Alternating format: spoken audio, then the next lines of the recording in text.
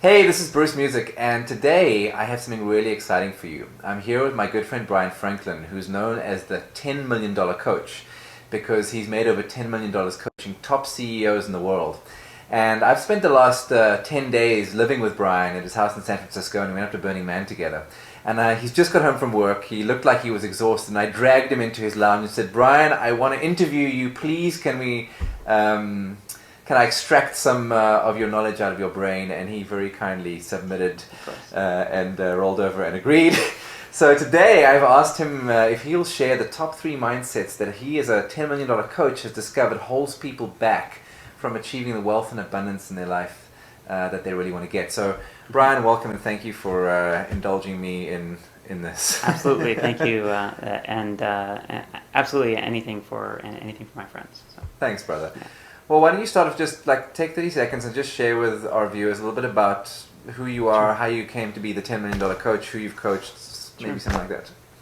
So I started out as an entrepreneur myself, and I had a company in the entertainment industry doing post-production for film and video and things like this. I started that company in college. Mm-hmm. And I sold that company because I didn't feel free. There was too much work. And I sold the company, and I started coaching to while I decided what I really wanted to do with my life, what the next big effort was going to be. Uh-huh. And I realized that I could actually have more of an impact, work less, and make more money coaching than any big effort. So I just have kept doing that. So I got really lucky because I started coaching when the .com industry here in Silicon Valley was experiencing real problems in 2000. Everything was exploding. And suddenly my sort of common sense approach towards entrepreneurialism became very popular. I can imagine. When people were spending tens of millions of dollars on silly ideas. Yeah, on business plans that had no business being funded.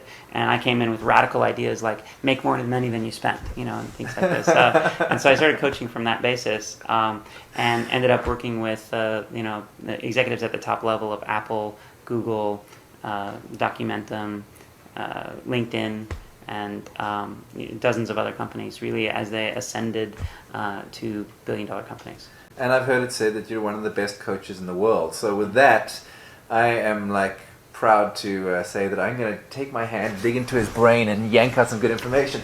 So Bryan and I were chatting earlier, and we were talking about some of the common mindsets that hold people back, and he just gave me some gold that I really wanted to share with you. So Bryan, why don't you just jam on some the top 3 mindsets that you think hold people back from achieving wealth and abundance? Absolutely. So the first one is just the word abundance itself. I've worked with a lot of people who live abundant lifestyles, who are worth tens or hundreds of millions of dollars, but more importantly, who are free, who are not trapped by money. And I've also worked with a lot of people who struggle and who habitually struggle with money, and they aren't abundant regardless of how much they make. And I've noticed that there's a fundamental difference between the two in how they conceptualize abundance itself. Mm-hmm.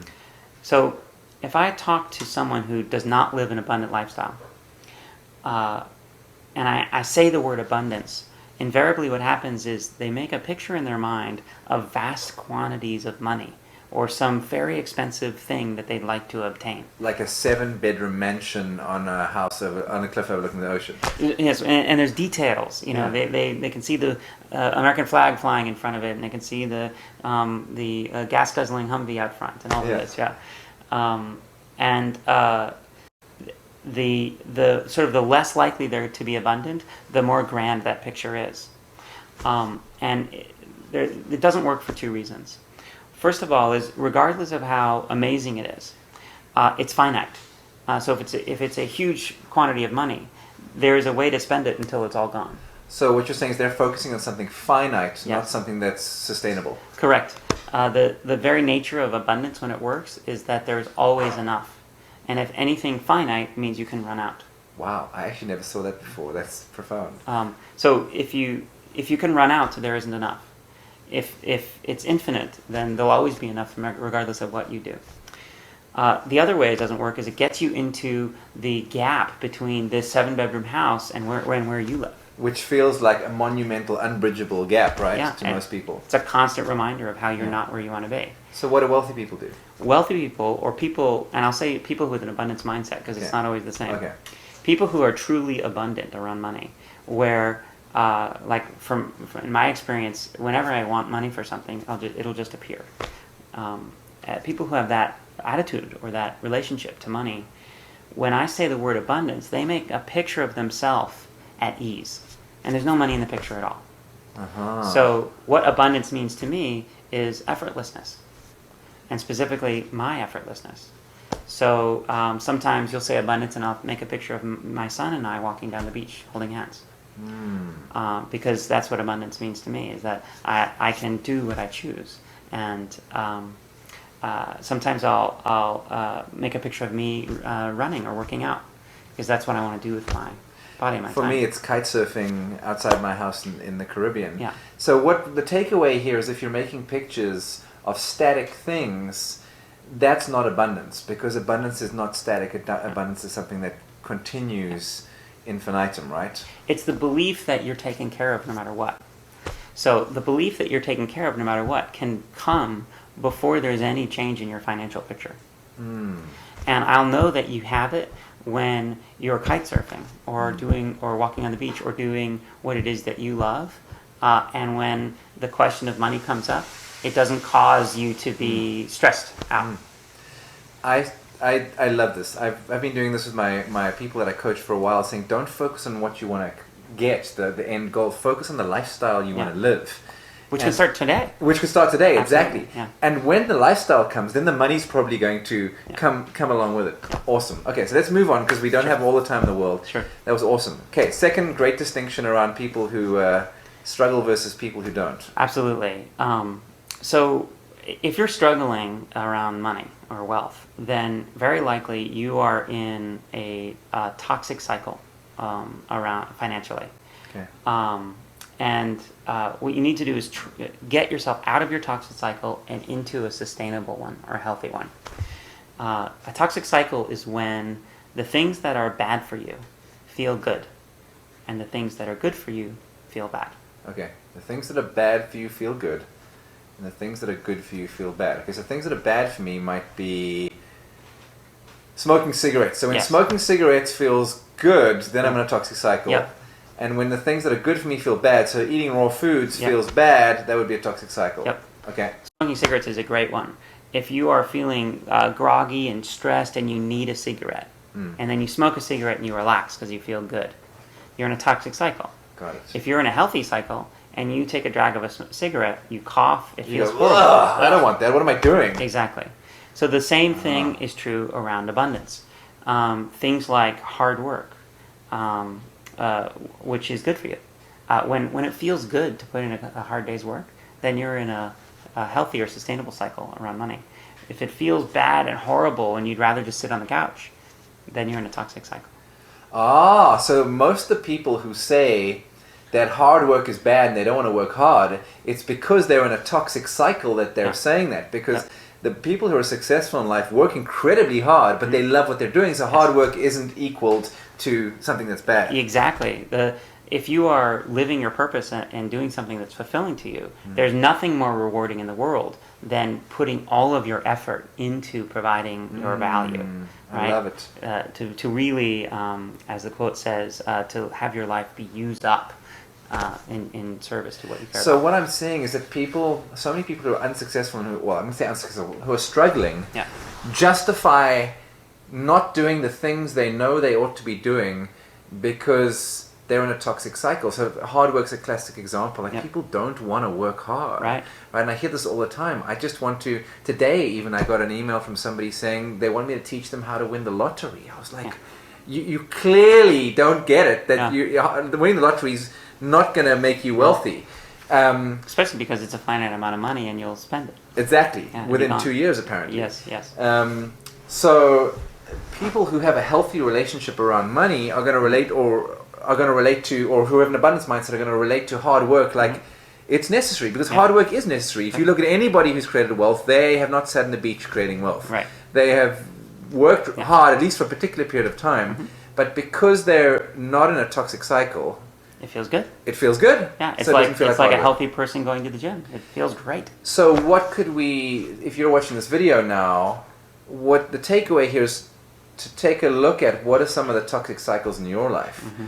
And what are the most common toxic cycles you see, like in terms of abundance? I'd say hard work is one. Another one, which is even more common, is responsibility. So being the one to decide, being the one that people count on. Yeah. If you're in a sustainable cycle, you like the feeling of other people counting on you. If you're a toxic cycle, you don't like that feeling. You don't want other people to count on you. That's another one. A third one is around gifts. And if you're in a sustainable cycle, then you always make sure that you're covered and you're taken care of. And if someone's asking something of you that you can't provide sustainably, it feels good to say no. Ah, beautiful. Yeah. Thank you. Okay, third one. So your third distinction around Sure. abundance. All right, so we talked about the. This is fascinating, by the way. I'm riveted. Okay, thank you. It's fun for me too.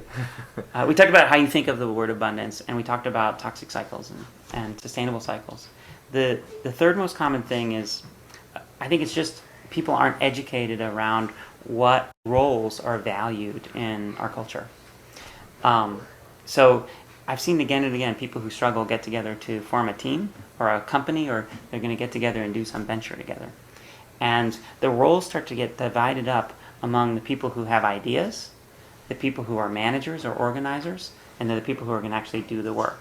And they think about assigning roles in that way. I want to be the idea person, I want to organize it, we'll get them to do the work. The problem is none of those three roles are valued in our culture. Meaning the people don't... Got my son. Brian's son has Yeah. just arrived home in the background, and he's trying to keep really quiet. He's doing a good job. He's doing a great job. Thank you, Spencer, for doing such a good job being quiet. So they're not really valued, those roles, meaning they don't get paid. The roles that get paid in our culture are owners, the people who actually own assets, leaders, the people who can change the hearts and minds of others, who really can influence them to get them from one way of thinking to another way of thinking, and closers, the salespeople, not the ones who can sell or just promote, but who actually can close and get the money. So if you Owners, leaders, and closers are Those the get people paid. who actually get paid. they get paid. Not what were the first three: managers, The idea people, ideas, yeah, and the doers. and the doers. So where this will probably be the worst news for you guys is for those of you who have really good ideas. Because we have good ideas and then we get together with leaders and closers and we want to get paid or get value in the system because we had a really great idea. It doesn't work that way. In companies, the ones with ideas, the managers and the doers, all get paid the least. And the ones who actually lead, who can cause different things to happen in groups of human beings, the people who close, who can sell, they actually get paid. So if you're a manager, ideas person, or a doer, what Yeah. you need to learn is to become an owner, a leader, or a closer, right? Yep, absolutely. And how does one, I mean, is that possible? How does that happen? Well, there's no way to learn how to own something, right? That you either have to create it or buy it. And most people who make money out of owning things make money out of things they buy. Okay. So if you don't have any money right now, you're not going to be an owner for a while, but that's okay. That leaves leading and closing. And these are skills, these are human skills that are very teachable and very learnable, almost like learning another language. If you can learn how to influence other people and learn how to specifically influence them to close, then you can turn every opportunity, whether you're working in a job or whether you're in a small business, whether you're in an informal partnership, every single interaction that you have with another human being could be an opportunity for you to make money. Can you just quickly define the word close? Because not everybody who's watching this may be familiar with close. That's kind of like a sales term. Sure, absolutely. So in a sales conversation, let's say there's 3 stages. The first is you bring curiosity. You get intrigue going. Oh, I'm curious. So listen up, by the way. You're getting information that we weren't going to share that's extra value that he charges thousands of dollars an hour for. It's true. So, in a marketing or an advertisement gets you perked up. And so there's a skill associated with getting perked up. The next is the kind of value comparison. Is it what I want? Is it good enough? Do I trust you? Is it going to work? Handling all of the questions. So the client is asking himself these questions before he buys. Exactly. Got it. And then the final is that decision to actually pay. Like, okay, here's my wallet, I'm in. Yeah. And closing is the ability to take someone from wherever they start and get them all the way over to the line so that they hand over their money. In a congruent, integrous way, Of course. not using manipulation. Of course. Okay. Well, you get paid either way, but you won't be happy if you. I love it. You get paid. You won't be happy if you're doing it out of integrity. Neither will your clients. Yeah. Okay, good. So, Bryan, firstly, thank you for sharing that. That's just extraordinary. And I know you've got a way to teach people how to become owners, leaders, and closers. And in fact, that's one of your areas of expertise. Bryan is one of probably the top trainers and seminar leaders in the whole of the United States, not only one of the top coaches. And he runs one of the top personal development, personal growth companies. And Bryan has an amazing program that I would love for him to share with you because it's that amazing. And if you could do any of Bryan's programs, I would consider you one of the luckier people on this planet. I personally, if Bryan was to tell me to do anything in my business, I would do it without reservation, not even thinking. That's how much I trust this man. He's one of my closest friends. So I'm going to give him 2 minutes just to quickly share a little bit about his program. And if you guys are interested, you can find out a little bit more about it by reading below this video. So over to you. Sure. So we've designed a year-long intensive specifically to get at the heart of the most advanced technology I've ever come across in the area of influence or leading and sales and closing. And tailored specifically for people like you to learn it. I've become an NLP master practitioner, and everything, all the best of what I've learned about NLP is included. I've worked in the human potential movement, as have you, and all the best of what I've learned from there is included. I've attended over 80 years worth of executive staff meetings at Silicon Valley companies, and everything that I've learned, the sort of the best technology that's come out of those executive minds of those companies is included in this program.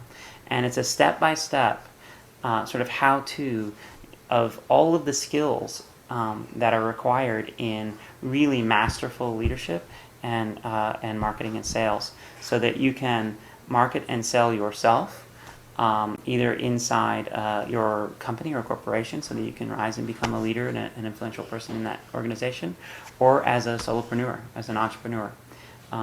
And so this is for solopreneurs or entrepreneurs, and for people who might be working in a corporation, want to rise up the corporate ladder, have no interest in starting their own business, but want to create wealth and become a leader inside that. In the business world, right. Got it. And it's everything that you'd need to know to do that. The structure is amazing.